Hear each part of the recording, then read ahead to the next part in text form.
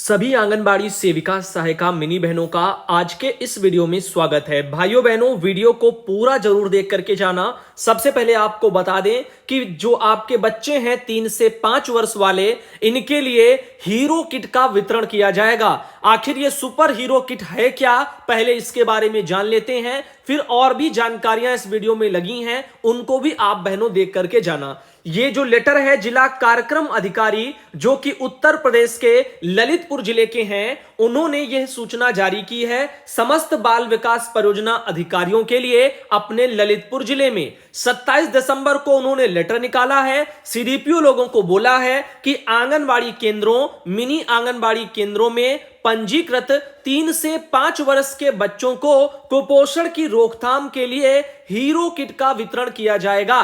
तो अब ध्यान देना, केवल 3 से 5 वर्ष वाले बच्चों के लिए ही हीरो किट का वितरण होगा।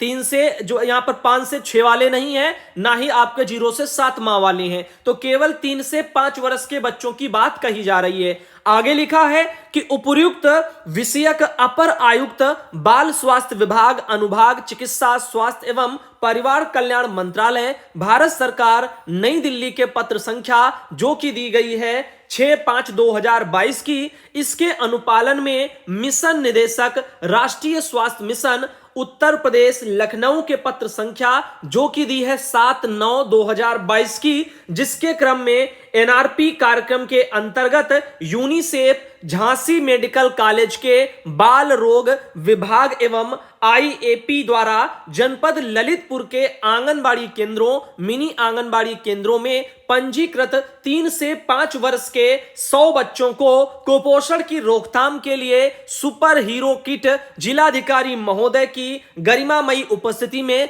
प्रदान की जाएंगी, यानी उसमें वितरण होगा।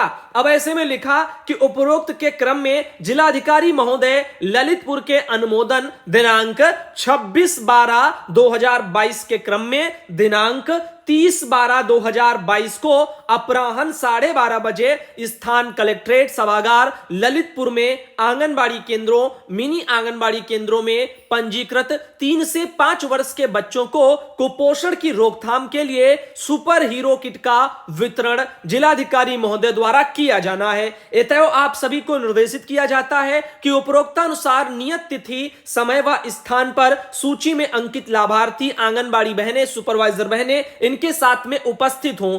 तो फिलहाल के लिए 30 तारीख को वितरण होना था, चूंकि 30 तारीख तो हो चुकी, अब इसका वितरण भी सुपर हीरो किट का ललितपुर जिले में हो चुका होगा।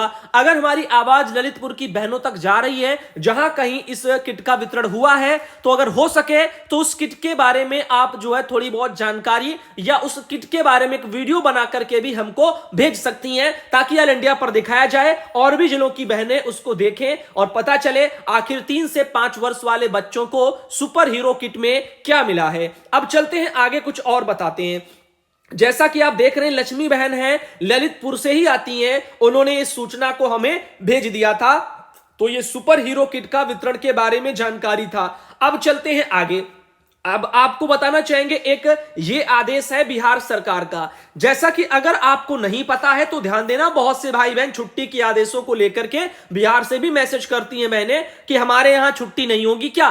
तो बहनों, आपके बिहार सरकार ने निदेशालय से 27 तारीख को एक लेटर जारी किया था निदेशक जी ने, और सभी जिलों को बोला था कि मौसम की प्रतिकूलता की स्थिति में आंगनबाड़ी केंद्रों के खुलने और बंद होने का जो समय है वो निर्धारित कर दिया था। यानी इसका कहने का मतलब हुआ कि आंगनबाड़ी केंद्रों के संचालन का समय वो यहां पर चेंज हो गया था। अब इसमें क्या था कि केवल 2 घंटा आंगनबाड़ी केंद्र खोलने के लिए बोला गया था। 12 बजे से 2 बजे तक ही आंगनबाड़ी केंद्र खोला जाएगा, उसमें भी पढ़ाई नहीं कराई जाएगी, केवल बच्चों को गर्म जो खाना है वही खिला करके भेज दिया जाएगा, इसके बारे में बोला गया। लेकिन अब सर्दी बढ़ गई है, तो अब जरूरत है बिहार में निदेशालय से एक ऐसा आदेश जारी होने की जो कि आंगनबाड़ी सेंटरों को बंद करने को लेकर के हो, और वो भी पूर्णतः बंद हो। और केवल बिहार नहीं, यूपी हो या अन्य स्टेट भी हो, सब जगह, जैसे मध्य प्रदेश ही ले लो, हर जगह अब छुट्टी के ऑर्डर निकलने चाहिए। और सभी विभागों से, यानी सभी जो है राज्यों के निदेशालयों से यही अपील है कि वहां पर लेटर जारी किए जाएं ताकि आंगनबाड़ी में आने वाले नन्हे मुन्ने बच्चों को राहत मिले। इसमें लिखा था बिहार में कि बच्चों के स्वास्थ्य पर पड़ने वाले प्रतिकूल प्रभाव की संभावनाओं को देखते हुए 27/12/22 से अगले आदेश तक निर्धारित आंगनबाड़ी जो केंद्र हैं उनमें संचालन का समय 12 बजे से 2 बजे कर दिया गया है और स्कूल पूर्व शिक्षा कार्यक्रम स्थगित रहेगा।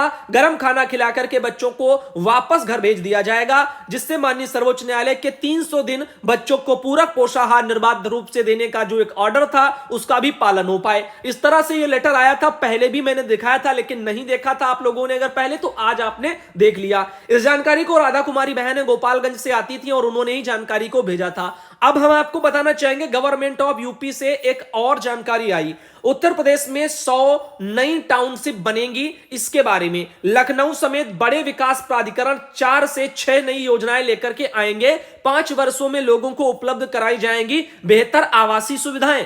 तो आपकी उत्तर प्रदेश सरकार ने एक ये ट्विटर से ट्वीट किया था, योजना है कि यूपी में 100 नई टाउनशिप बनाई जाएंगी, तो 5 सालों में लोगों को उपलब्ध कराई जाएंगी बेहतर आवासीय सुविधाएं, यानी रहने के लिए। लखनऊ समेत बड़े विकास प्राधिकरण 4 से 6 नई योजनाएं लेकर के आएंगे, ऐसा भी इसमें बोला गया। अब आइए देखते हैं इसमें पूरा मैटर क्या है। आवास विकास परिषद 10 और विकास प्राधिकरण 90 टाउनशिप बनाएंगे। बड़े विकास प्राधिकरण लखनऊ, कानपुर, आगरा, प्रयागराज, वाराणसी, मेरठ, गाजियाबाद, मथुरा, वृंदावन, गोरखपुर, सहारनपुर, मुरादाबाद, बरेली और 4 से 6 नई टाउनशिप योजनाएं लाएंगे। इसके अलावा छोटे विकास प्राधिकरण और विशेष जो है क्षेत्र विकास प्राधिकरण कम से कम 2 से 4 टाउनशिप योजनाएं लेकर के आएंगे। आवास विकास परिषद और विकास प्राधिकरण को टाउनशिप योजना लाने के लिए स्थानों का चयन करने का निर्देश दिया गया है। जमीन की व्यवस्था अर्जन और लैंड पूलिंग व जो है संयुक्त वेंचर या निजी विकासकर्ताओं के माध्यम से की जाएंगी।